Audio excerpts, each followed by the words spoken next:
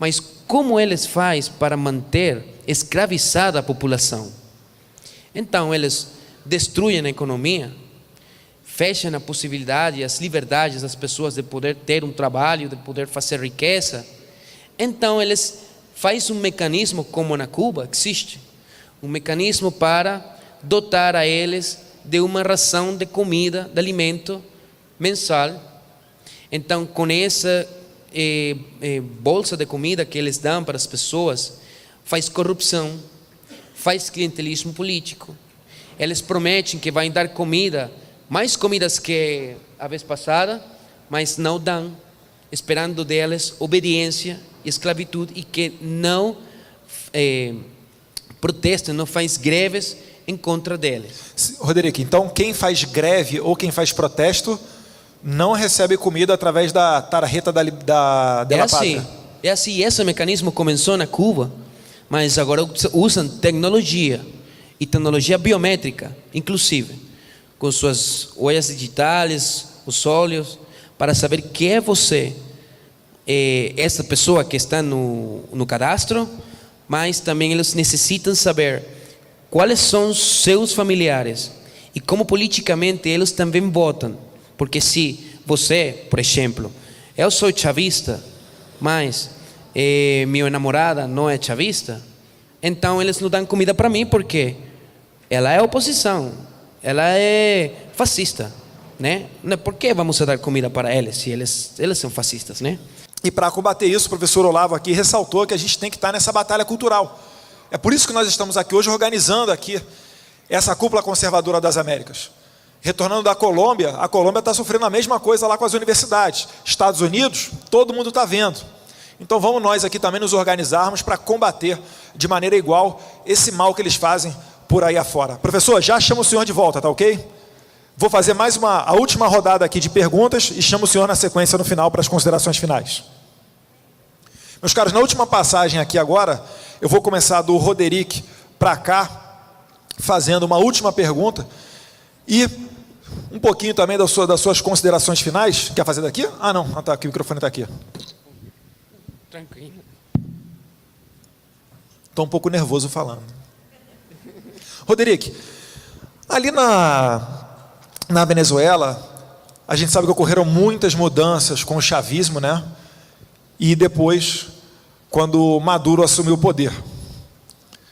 E, com certeza, uma boa parte delas é de cunho cultural.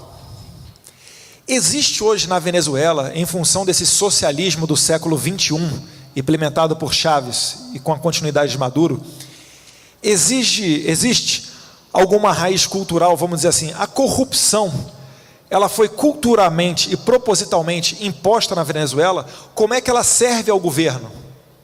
Para ser um pouco mais direto, explica para nós aqui como é que funciona aquela tal da tarjeta de la pátria. Ok. A cultura de esquerda na Venezuela vem muito perto da Revolução Russa. Essa geração de jovens do 1920 foram influídos pela essa revolução. Em princípio, nesse momento, na Venezuela existia uma ditadura que proibiu o comunismo nesse momento. Mas esses jovens se converteram em lideranças políticas depois. Eles lutaram por 20, 25 anos mais contra esse sistema ditatorial. Em esse momento também pode falar que é de direita, por outras coisas. Mas instaurou democracia na Venezuela, tá? Com a social-democracia. E mudou a cultura venezuelana para outros princípios. No primeiro momento foram governos muito bons, porque fizeram a Venezuela que vocês conheciam, que era uma Venezuela rica, uma Venezuela próspera, uma Venezuela livre, segura. Mas eu acho que essas elites que instauraram a democracia e converteram o meu país em um dos países mais prósperos da região para esse momento, não educaram novas elites, não educaram novos jovens, novas lideranças para continuar os sucessos do começo da democracia, tá? É por isso que en la medida que os años fueron pasando, as décadas dos 80 e los 90, o sistema colapsou. Por quê? Porque não haviam ideias inovadoras. E as lideranças políticas, o que queriam era pegar o dinheiro, porque como havia muito dinheiro, era fácil para eles pegar e fazer-se milionários, ser ricos. Então começaram a fazer mais mecanismos de corrupção para fazer mais possibilidades de ter clientelismo político. E assim comprar partidos, repartir os ministérios entre os partidos políticos, etc. E eles preocuparam mais por isso que pela economia. E por isso Venezuela começou a deixar de ser um país próspero. É por isso que Chávez falava que ela era a esperança de um novo sistema. Mas foi pior. Foi pior porque ela incrementou a corrupção e o clientelismo político. E hoje temos os casos de corrupção mais escandalosos do mundo. Mas isso é para manter uma elite política. Por isso é que Maduro é ainda presidente, porque tem um grupo de pessoas que não precisam de que Maduro seja tirado do poder. Por quê? Porque perdem os privilégios. Mas como eles fazem para manter escravizada a população? Então eles destruem a economia, fecham a possibilidade, as liberdades das pessoas de poder ter um trabalho, de poder fazer riqueza. Então eles fazem um mecanismo como na Cuba existe, um mecanismo para dotar a eles de uma ração de comida, de alimento mensal. Então com essa bolsa de comida que eles dão para as pessoas, faz corrupção, faz clientelismo político. Eles prometem que vai dar comida, mais comidas que a vez passada, mas não dão, esperando deles obediência e esclavitud, e que não protestam, não faz greves em contra deles. Roderick, então quem faz greve ou quem faz protesto não recebe comida através da tarjeta da pátria. É assim, esse mecanismo começou na Cuba, mas agora usam tecnologia, e tecnologia biométrica, inclusive, com suas huellas digitais, os olhos, para saber quem é você, essa pessoa que está no cadastro, mas também eles necessitam saber quais são os seus familiares e como politicamente eles também votam. Porque se você, por exemplo, eu sou chavista, mas minha namorada não é chavista, então eles não dão comida para mim porque ela é oposição, ela é fascista, né? Por que vamos dar comida para eles se eles são fascistas, né? Então, a esclavitud, o clientelismo político tem o objetivo de manter no poder esse sistema, mas culturalmente existe uma reação da população contra isso. Se está gestando uma identidade anticomunista muito forte, que está dando possibilidades de que movimentos de direita existam logo de 60 anos na Venezuela. Perfeito, Roderick. Obrigado pelas suas considerações. Obrigado a vocês. Pedir a sua ajuda novamente para traduzir um pouquinho do que eu vou falar para o Orlando Gutierrez. Claro que sim. Orlando, recentemente nós vimos que ocorreu uma troca de poder na presidência de Cuba, né? Dentro o chefe de Estado, que é o chefe de governo de lá. Saiu Raul Castro e entrou uma outra pessoa. O que é que mudou com esse câmbio? O que aconteceu lá? Os Castros, eles perderam poder? Isso aproxima Cuba de uma democracia ou é só algo mais teatral, vamos dizer assim?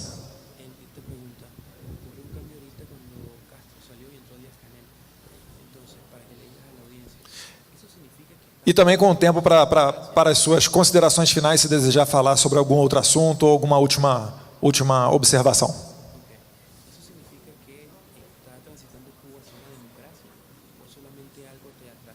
Y también luego de tu respuesta puedes dar las últimas consideraciones. Completamente teatral. En Cuba no ha tomado lugar ningún cambio de sustancia. El organismo rector de la sociedad cubana es el Partido Comunista de Cuba. El primer secretario general del partido sigue siendo Raúl Castro. De hecho, él controla el país. Además, existe un Consejo de la Defensa compuesto por los principales jefes militares que controlan, de hecho, la vida del país. Díaz-Canel es presidente del Consejo de Estado, nombrado por Raúl Castro, en unas elecciones en que hay un candidato para cada puesto. Y la gente lo único que puede hacer es votar por ese candidato. Así que en Cuba no hay ninguna democracia. Además, no existe el Estado de Derecho. El Poder Judicial está subordinado al poder del Estado y los jueces son nombrados por el Estado. Entonces no hay ningún tipo de defensa legal del ciudadano ante el Estado. Quiero también decir lo siguiente, y es importante que tengamos conciencia de esto.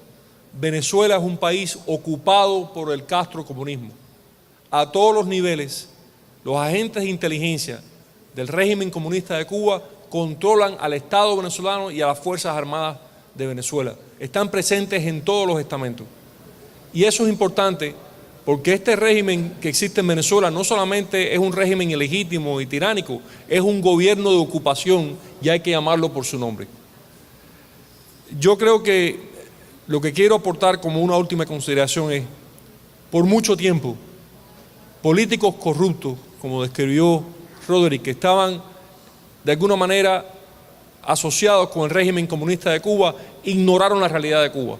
El resultado es lo que estamos viendo en Venezuela, lo que estamos viendo en Nicaragua y en muchos otros países. Si queremos un verdadero amanecer de libertad en América Latina, no se puede seguir ignorando a Cuba y hay que ayudar decisivamente como latinoamericanos a ese pueblo cubano para que recupere su libertad. Gracias, Eduardo. Muito obrigado, Rolando.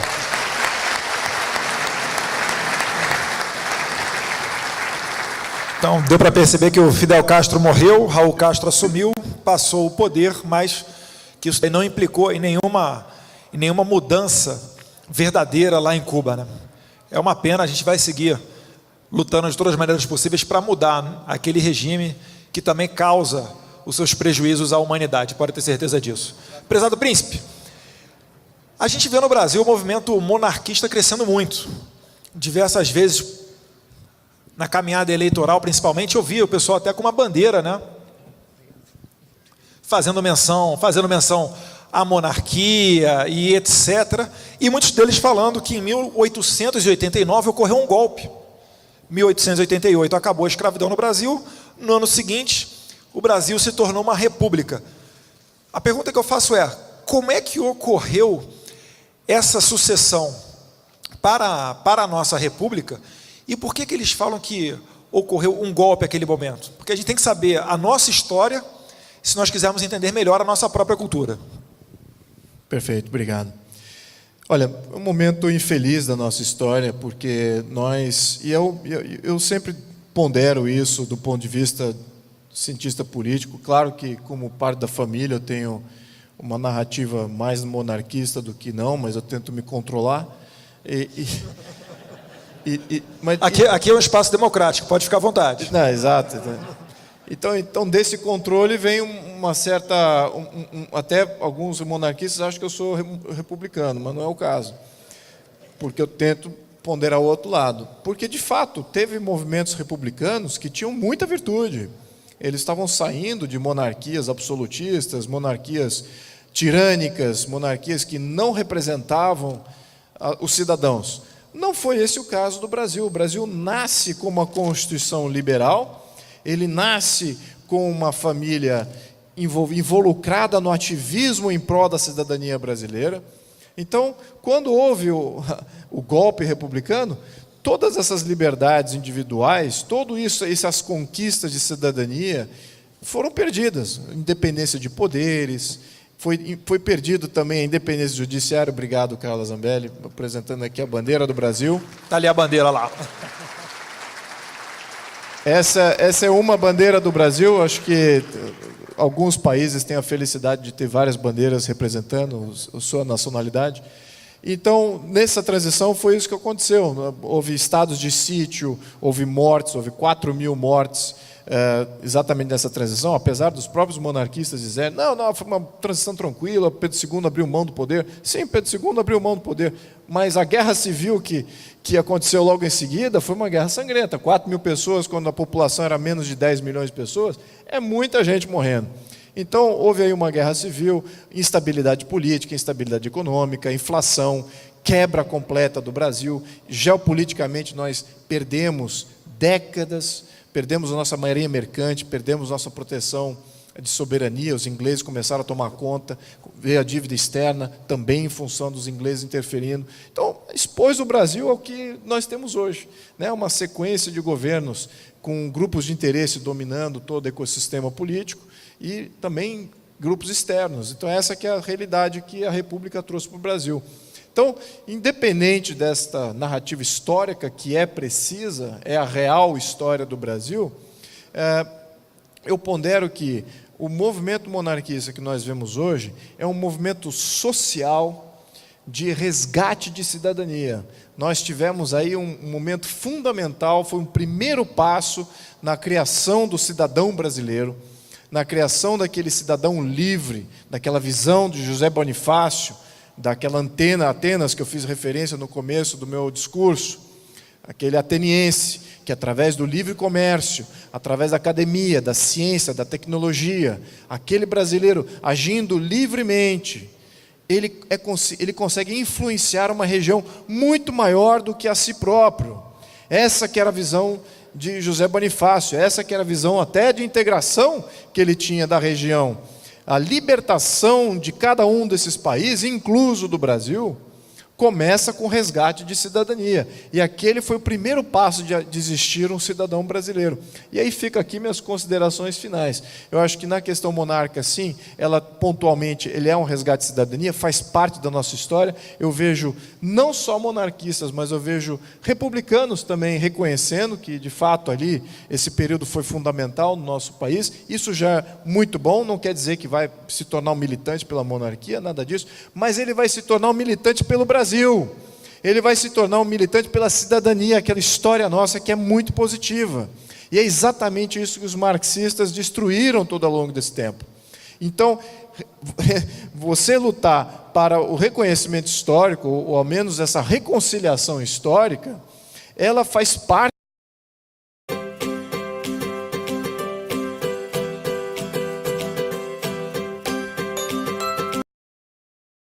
de você. Isso é uma luta pró a sua cidadania, e é disso que vai vir o nosso resgate, a nossa liberdade. E cabe aqui a nossa missão como brasileiro, de pontuar isso, e refletir isso no nosso governo, no nosso Estado, tirar esse poder central, trazer esse poder da cidadania mais próximo aos municípios. E se essa missão, a gente concluir essa missão, Eduardo, lá no plenário, desarticulando o poder central presidencialista que existe hoje, é um ícone para toda a região, e que toda a região se liberte em moldes similares. E é exatamente isso que a gente pontua aqui nesse fórum. Não é necessidade de criar aqui um foro de São Paulo para controlar e dominar a região. Não é isso. É para você ter um fórum de resgate de cidadania e de libertação. E que cada país, sim, cada país tem orgulho de sua cidadania, de sua história, porque todos esses países, que eu também visitei alguns aqui na região, têm uma história muito interessante, muito bonita a contar, e que ela seja contada em plenitude, de uma maneira positiva, porque eles existem. Se fosse história de fracasso, eles não existiriam. Então fica aqui o meu comunicado, minhas considerações finais. Muito obrigado a todos.